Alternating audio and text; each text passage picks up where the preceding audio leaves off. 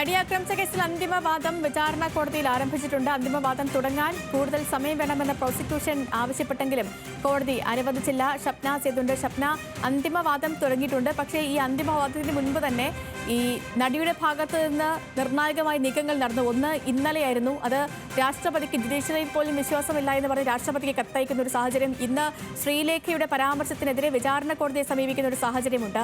ഈ വാദം തുടങ്ങാൻ കൂടുതൽ സമയം വേണമെന്ന് പ്രോസിക്യൂഷൻ ആവശ്യപ്പെട്ടിരുന്നു. പക്ഷേ അതിന് അംഗീകാരം ലഭിച്ചില്ല അല്ലേ? കോടതിയിൽ എങ്ങനെയാണ് നടപടികൾ പുരോഗമിക്കുന്നത്?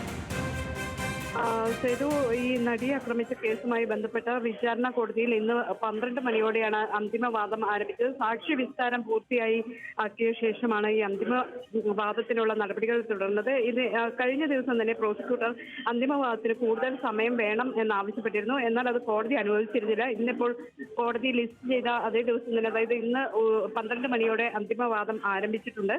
അതിന് നടപടികൾ ഇപ്പോഴും നടക്കുകയാണ് കോടതിയിൽ.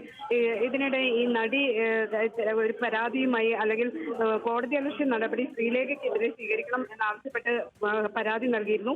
ഇത് സംബന്ധിച്ച നടിയുടെ പരാതി കോടതി പരിഗണിച്ചിട്ടില്ല. അത് ചിലപ്പോൾ ഒരുപക്ഷെ ഇതിന് ശേഷമായിരിക്കും പരിഗണിക്കുക. ഏതായാലും ഇപ്പോൾ കോടതിയിൽ അന്തിമവാദം ആരംഭിച്ചിരിക്കും. ശരി ഷപ്ന. നടിയെ ആക്രമിച്ച കേസിൽ കോടതിയിൽ അന്തിമവാദത്തിന് തുടക്കമായിരിക്കുന്നു. വിവരങ്ങൾ നൽകുകയായിരുന്നു ഷപ്ന സിയാദ്.